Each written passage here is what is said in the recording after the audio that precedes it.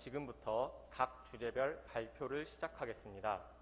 오늘 토론회는 올 들어 저희 소득주 성장특위가 주최한 6번째 토론회자, 어떻게 보면은 그동안 이제 재분배 TF가 다뤄온 주제들을 종합적으로 점검하는 그와 같은 자리가 되겠습니다.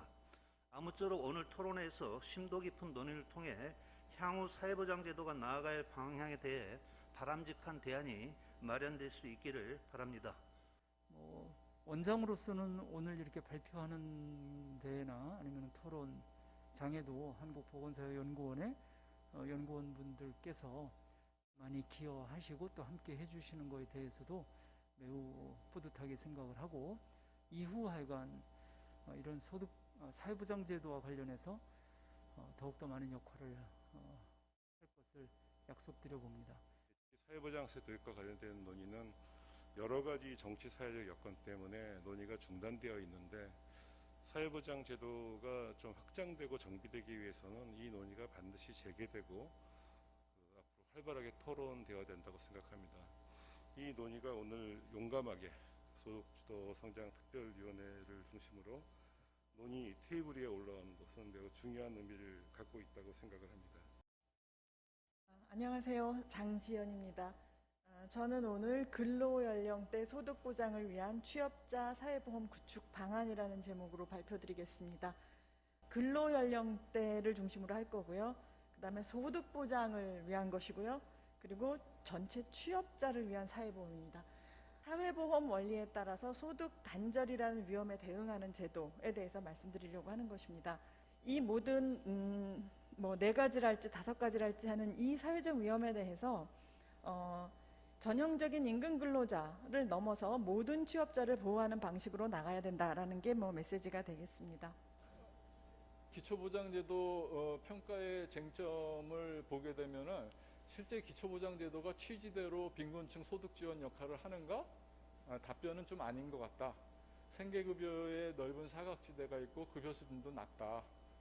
단 맞춤형 개혁 이후 주거급여 확대가 일부 보완적인 역할을 하고 있다라는 거고, 두 번째는 기초보장제도가 근로유인을 떨어뜨리는가 라는 걸 보면은 안 그런 것 같다. 왜?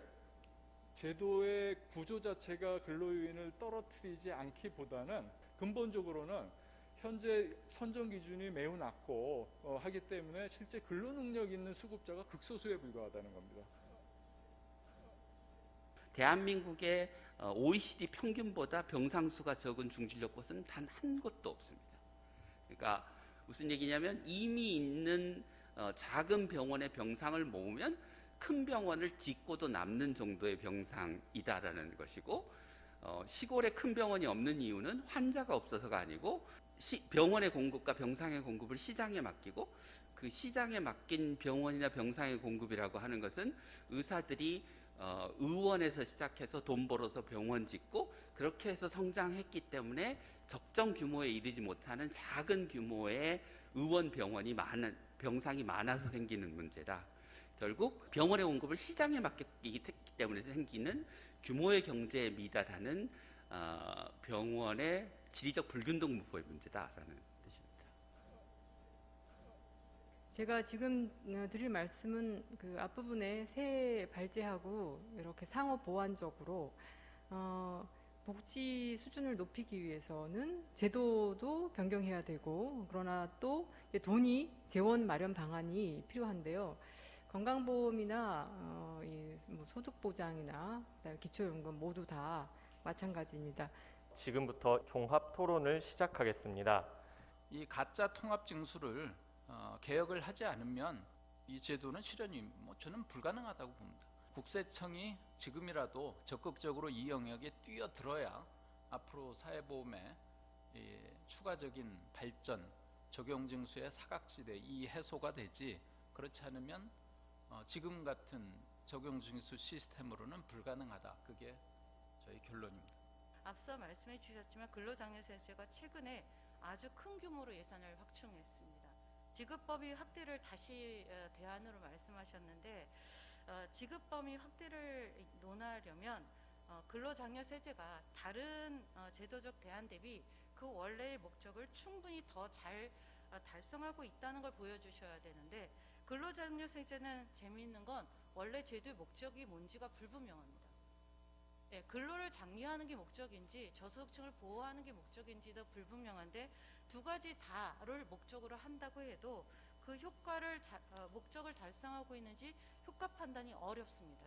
공적인 어떤 인프라, 뭐 대표적으로 이제 건강생활지원센터나 주민건강센터라든지 이런 부분들을 소상한 꼴에 대폭적으로 확대하기 위한 전략이 있어야 된다. 물론 김용현 교수님께서는 그런 말씀하셨는데 그런 부분들이 좀 더 강조점을 좀 둬야 되지 않을까.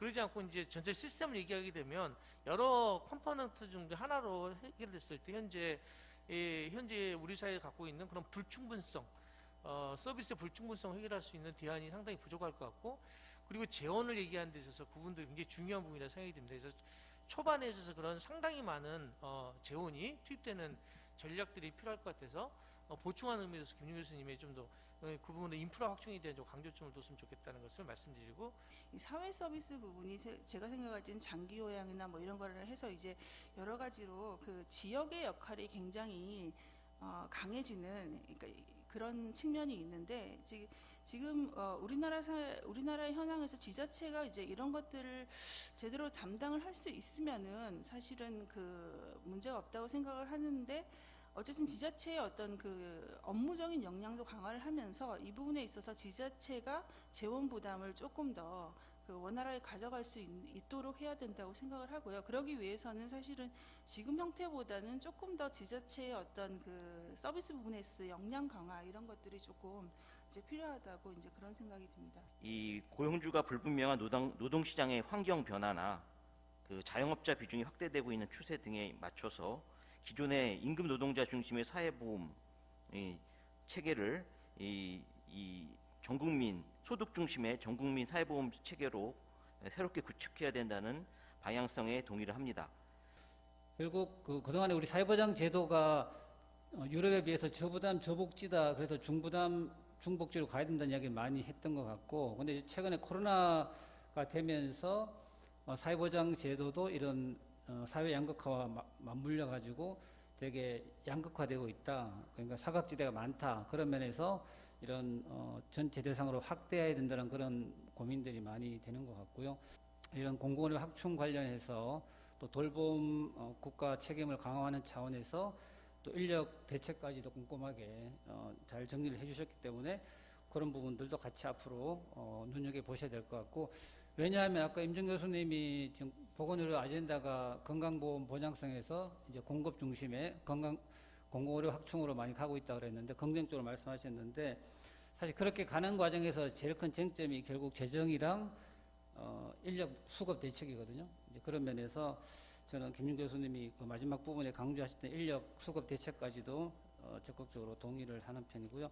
어느 누구도 지금 본격적으로 이 안을 검토를 정부에서 하고 있지 않다 보니 이 논의가 진행이 안 되는 거 아닌가, 당사자들하고든 뭐든 그런 생각이 좀 들고, 제가 생각하기에 개혁은요 대상과 예산이 확대되는 그 시점에 해야지 된다고 생각해요. 그 시점 아니면 못한다. 지금 이 시기를 실기를 하면 앞으로 국민연금도 절반이 징수하는 데 매달릴 거고, 건강보험공단도 또 절반이 징수하는 데 매달릴 거고, 이 틀을 못 바꿀 거다 라는 생각이 들어서 만약에 우리가 이 사회보험을 소득 기반으로 바꾸는 이 타이밍에 본격적으로 좀 인프라 투자도 하고 여러 가지 투자를 하면서 그 제도를 변경하는 이 타이밍에 같이 국세청기관도 추진을 해야 현실성이 있지 않을까 하는 그런 생각이 든다라는 말씀을 드리겠습니다. 제가 발표했던 것보다는 조금 더 그 공공의료 또는 전체 공공의료 인프라를 강화하는 쪽으로 갔으면 좋겠다, 이렇게 말씀을 하셨습니다. 그래서 뭐 저는 이제 그 약간 스펙트럼을 가지고 대안을 제시한 셈이라 그 뭐랄까 건강한 다양성, 뭐 건전한 역할 분담 이런 정도로 이해를 해주시면 좋지 않을까 싶고요. 제가 이렇게 스펙트럼으로 약간 안을 제안하는 이유는 현재 우리가 가지고 있는 어떤 역량, 그러니까 이상적인 공공성 또는 보다 강력한 공공 중심의 대안으로 가기 위한 우리가 준비가 되어 있느냐, 그것을 실제로 성공적으로 보여줄 수 있을 만한 그런 확신을 얼마나 갖고 있느냐에 있어서 유보적인 부분이 있기 때문에 이제 약간 그 대안 스펙트럼을 가지고 대안을 제안 드린다는 말씀을 드리고 싶습니다. 사실은 보편적인 복지로 가기 위해서 사회보장세를 도입하는 거여서, 근데 이제 관건은 기본소득세가 좀 사람들한테 호응을 얻는 게 다 주고 받지만 70%는 이익이고 30%가 낸다, 약간 그런 것이 있는 것 같습니다. 그래서 이것도 당장은 장기적으로까지 그렇게 할 건 아니지만 현재 낮은 수준에서 조금 높은 수준으로 갈 때에는 그것을 가지고, 아이디어를 가지고 설계를 해볼 필요가 있을 것 같고요. 오늘 주신 여러 가지 말씀 제 향후에 이걸 좀 발전시키는 데 많이 도움이 될 것 같습니다. 감사합니다. 이것으로 사회보장제도의 대안 모색과 향후 과제에 대한 종합 토론을 마치도록 하겠습니다. 오랜 시간 발표와 토론 감사드립니다. 마치겠습니다.